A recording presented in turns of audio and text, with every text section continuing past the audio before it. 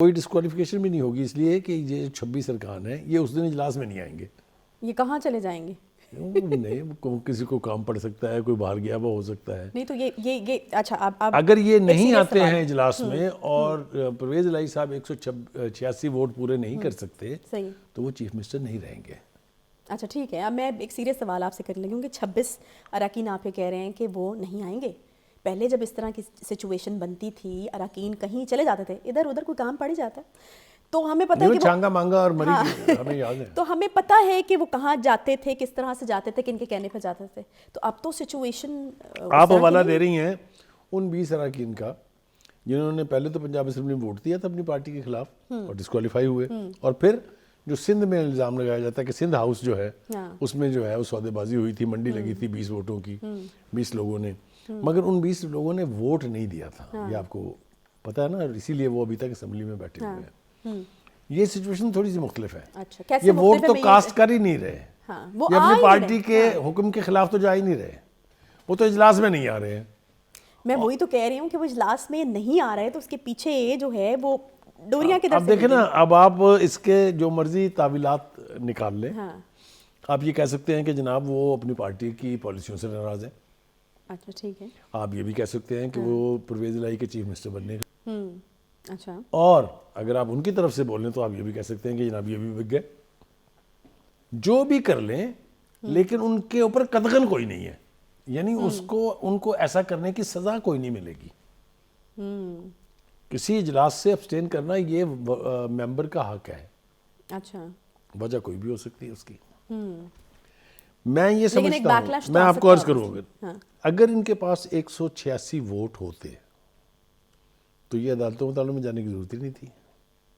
یہ پہلے ہی جو ہی انہوں نے کہا تھا کہ آپ ووٹ آف کانفیڈنس لیں، آپ کہیں بلاؤ جی اجلاس بلاؤ، ہم لے لیتے ہیں. تو کہیں نہ کہیں گڑبڑ تو ہے. اچھا.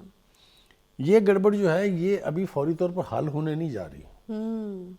یہ ڈریگ ضرور ہوگا معاملہ، عدالتوں کے اندر بھی چڑھے گا، شاید یہ 11 سے بیونڈ بھی جا سکتا ہے، لیکن اسمبلیاں تحلیل نہیں ہوگی.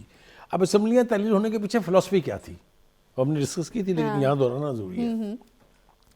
خان صاحب کا خیال یہ ہے کہ جب پنجاب جیسی بڑی اسمبلی جو کہ بہت بڑی لارجسٹ اسمبلی ہے، 400 پلس ووٹ ہیں اس کے، وہ ٹوٹے گی، پھر کے پی کے کی بھی میں توڑ دوں گا کیونکہ وہاں تو ہے ہی حکومت ہماری، حکومت تو خیر یہاں بھی ہماری ہے. تو اتنا پریشر پڑ جائے گا پی ڈی ایم پر کہ انہیں انتخابات قبل از وقت کرانے پڑ جائیں گے. لیکن وہ کیا کریں، وہ جو رانا ثناء اللہ ہے نا، وہ پتہ نہیں کیا کس چیز کے بنے ہوئے ہیں اور پتہ نہیں کہاں کہاں سے درفنتنیاں لے کے آتے ہیں. وہ سب سے پہلے انہوں نے رسپونڈ کیا، اس کو یہ کہا کہ جناب کوئی جنرل الیکشن ہونے نہیں جا رہے، ہم ان 2 صوبوں کے اندر بائی الیکشن کرا دیں گے. ٹھیک ہے.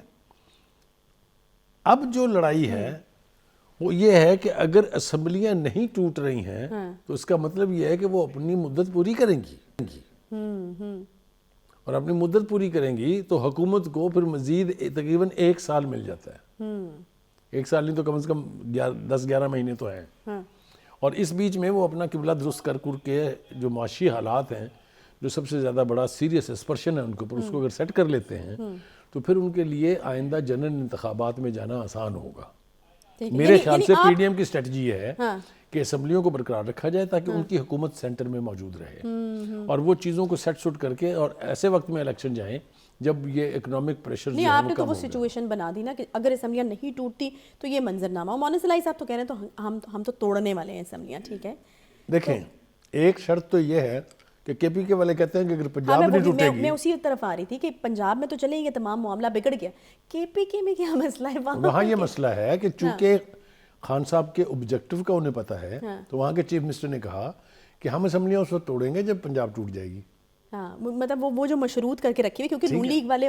اب اس مشروط ہونے کا نقصان کیا ہے؟ وہ یہ ہے کہ چونکہ آثار ایسے نمایاں ہو رہے ہیں، صورتحال ایسی بن رہی ہے کہ یہ اسمبلی تو نہیں ٹوٹے گی، کیونکہ ووٹ آف کانفیڈنس اگر نہیں لیں گے تو اسمبلی تحلیل نہیں کر سکتے. یہ تو کورٹ میں بھی کہہ دیا، کورٹ نے خود بھی کہا ہے کہ جی بالکل ٹھیک ہے، آپ پہلے اعتماد کا ووٹ لیں پھر آگے کوئی مزید ایکشن کیجیے. تو میں سمجھتا ہوں اگر آپ اس کو 2+2 = 4 بنائیں، 5 نہ بنائیں، تو پھر پی ڈی ایم کو ایک پلس پوائنٹ مل گیا ہے. صحیح ہے کہ خان صاحب کے تمام شور و غوغے کے بعد، پوری کیمپیننگ کے بعد، پورے لانگ مارچ کے 2 دفعہ 25 مئی اور 26 نومبر کے بعد، ان کی خواہش کی تکمیل نہیں ہو سکی ہے اور معاملہ لٹک گیا ہے. یہ سوٹ کرتا ہے پی ڈی ایم کو. صحیح. Full stop period. جی اچھا ایسا کیسے بخاری صاحب کے جو پرویز الہی صاحب ہیں جس طریقے سے جو چیزیں وہ چاہ رہے تھے حالات ویسے ان کے لیے بنتے جا رہے ہیں, کیا ان کو لکی آدمی کنسیڈر کرنا چاہیے؟ دیکھیے وہ لکی ہیں بہت اعتبار سے, اس لیے کہ وہ لکی تھے تو پنجاب کے چیف منسٹر رہے 5 سال. وہ بھی ایک سیناریو تھا, ملٹری ڈکٹیٹرشپ. وہ بھی نہیں توڑنا چاہتے تھے نا, اسمبلی نہیں ٹوٹی. اس کے بعد پھر وہ ڈپٹی پرائم منسٹر تھا کہ عہدے تک جا کے فائز ہو گئے تھے, آپ کو یاد ہے. پھر دوبارہ ان کو یہ چیف منسٹری مل گئی.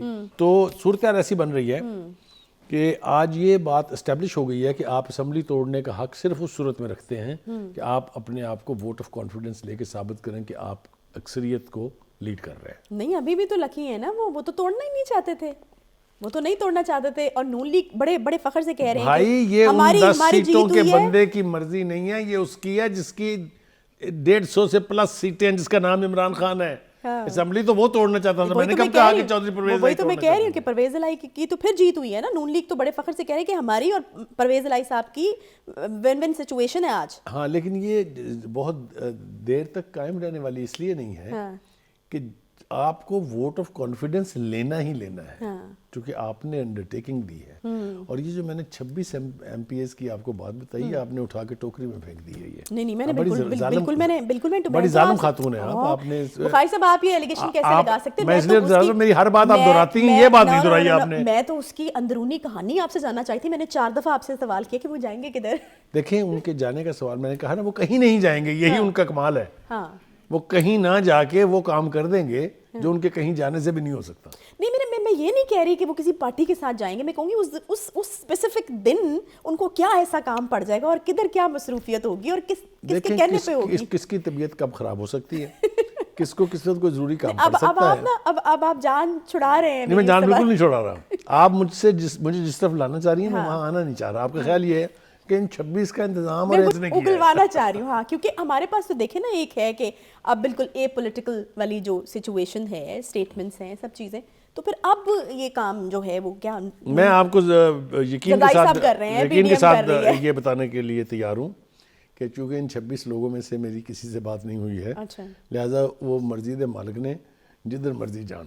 بس میں خبر دے سکتا ہوں کہ 26 میں نے آپ کو یہ بتا دیا ہے کہ جب بھی ووٹ ہوگا 186 پورے کرنے بہت سرکار دارد ہے اور بہت سارے امکانات اس بات کے ہیں کہ یہ ارکان پورے نہ ہوں اور ووٹ آف کانفیڈنس اگر نہ لیا تو پھر آپ کو پتہ ہے کیا ہوگا. صحیح. اچھا میں ایک بریک لے لیتی ہوں. بریک کے بعد جب واپس آئیں گے تو ایک اور اہم سوال جو ہے وہ بخاری صاحب سے میں نے کرنا ہے. کچھ لوگ شاید یہ بھی سمجھ رہے ہیں کہ نون لیگ کے لیے جو ہے وہ ایک لوز کرنے والی سچویشن ہے اور اسمبلی نہیں ٹوٹی. نون لیگ کی چاہ رہی تھی کہ پنجاب میں حکومت مل جائے. کیا کتنی حقیقت ہے اس بات میں؟ نون لیگ واقعی انٹرسٹڈ بھی ہے اس وقت پنجاب گورنمنٹ بنانے میں یا نہیں انٹرسٹڈ ہے؟ تو یہ سٹوری جو ہے یہ بھی ہم بخاری صاحب سے آ کے پوچھیں گے. چھوٹا سا بریک لیتے ہیں, بریک کے بعد واپس آئیں گے. ساتھ رہیے.